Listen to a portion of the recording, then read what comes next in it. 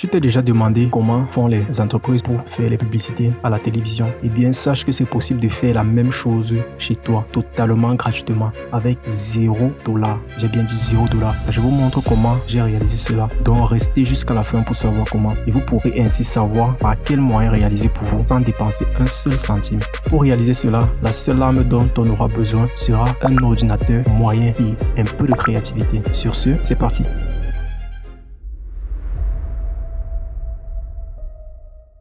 Avant de commencer, nous allons trouver des références. Des images de bâtiments ou des vidéos sur des sites comme Pinterest, Pixabay ou même YouTube nous serviront de base ou de guide pour notre création. Après mes recherches, j'ai eu comme inspiration de créer une grande banderole se dépliant sur un grand bâtiment. Une fois mon plan de travail établi, je suis passé à l'étape la plus excitante qui est Blender est totalement gratuit et disponible sur le site blender.org dont je mettrai le lien en description.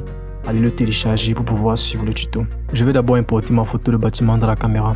Pour ce faire, je vais aller dans les paramètres de la caméra, cliquer sur Background Image et choisir mon image. Ensuite, je vais ajuster la résolution de ma caméra pour qu'elle corresponde à celle de mon image. Je vais positionner ma caméra pour que la perspective de ma scène 3D cadre bien avec celle de la photo. Je vais créer ensuite un objet plane qui va me servir de tissu. Je vais le subdiviser et le positionner sur la face du bâtiment en regardant à travers la caméra. Je vais créer au pied de ce plan une courbe en spirale pour donner une forme de rouleau à notre plan. Ensuite, je vais appliquer à ce plan un modifier Cloth pour faire une simulation de tissu dynamique. Avant de lancer la simulation, il faudra impérativement un objet sur lequel notre plan ou tissu va entrer en collision. Nous allons donc créer un simple bâtiment épousant les formes du bâtiment de notre photo auquel nous allons appliquer le modifier de collision pour donner l'impression que le tissu entre réellement en collision avec le bâtiment de notre photo.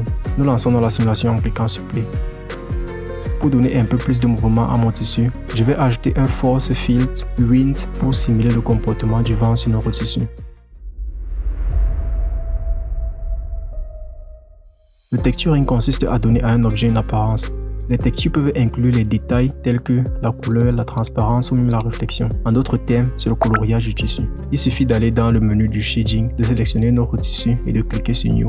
Pour mettre une image sur notre tissu, il suffit de faire un Shift plus A et de sélectionner le Node Image Texture pour importer une image sur le tissu. Je vais également attribuer à mon bâtiment un Shadow Catcher qui signifie attrapeur d'ombre. Cela permettra lors du rendu de capturer uniquement l'ombre des objets qui l'entourent, dans notre cas l'ombre du tissu. Nous sommes presque à la fin, donc je vous invite à mettre un petit pouce bleu et à vous abonner pour vous permettre d'être au courant des prochaines vidéos. Mettez également un commentaire, des suggestions ou des questions que vous pourriez avoir à propos de la vidéo.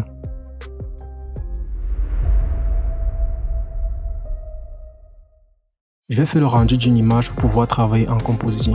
Passons à l'onglet Compositing. Le Compositing est l'étape qui permet de traiter les images rendues. Je vais activer le Use Node et ajouter un Image Node pour avoir notre image en arrière-plan. L'objectif est d'avoir notre rendu en premier plan et l'image du bâtiment en arrière-plan. Je vais donc relier le Render Layer grâce au Mix Node à notre image de node et connecter le tout au Compositor.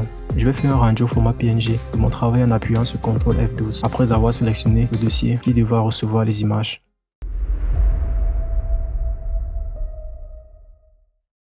Je crée un nouveau projet Blender et je vais dans le Video Editing. J'importe la séquence d'images PNG que j'ai rendue. Je fais un petit étalonnage de ma vidéo.